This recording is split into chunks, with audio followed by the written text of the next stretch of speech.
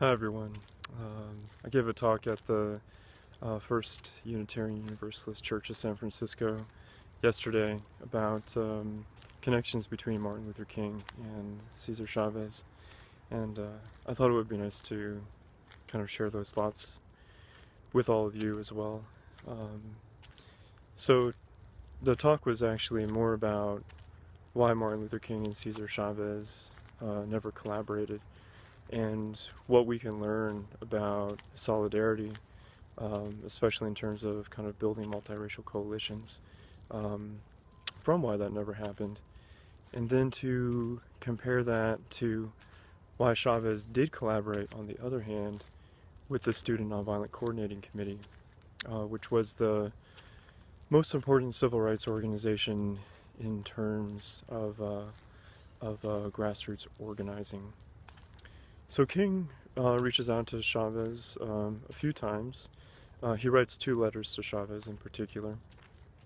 The first letter is in September of 1966.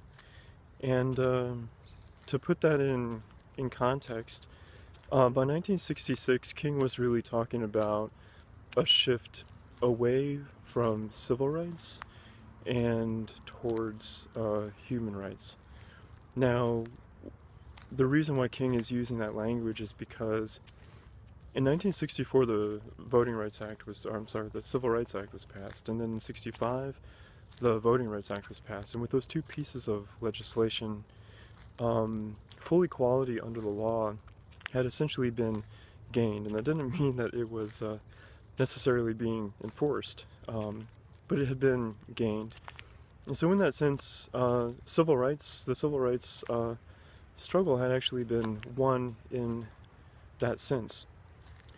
But during the same years of the civil rights movement, so by the time King reaches out to Chavez, the civil rights movement is over a decade old, and it's really crucial to understand that during the entire civil rights movement, poverty was actually getting worse for African Americans outside of the South. And not only was poverty getting worse, during the same years that Jim Crow was being destroyed in the South, segregation was actually increasing for African Americans who lived outside of the South, in terms of segregation in schooling, neighborhood segregation.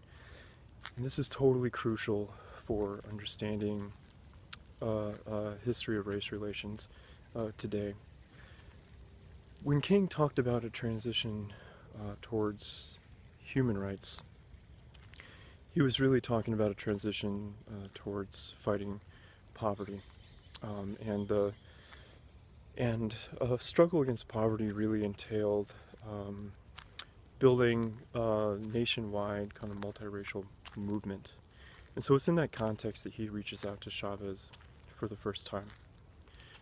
However, Cesar Chavez doesn't respond to King's first letter, and the reason for that might have been that whereas King was focused on building this nationwide multiracial movement by 1966, Chavez was still very focused on a much more specific issue, which was organizing farm workers, in California. And so in King's context, an alliance with Chavez might have made sense.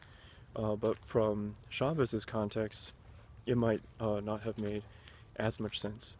And so there's an important lesson about solidarity in this, which is that sometimes solidarity can make more sense to one side than it can to others.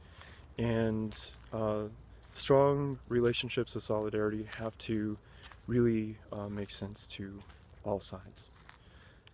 Now, King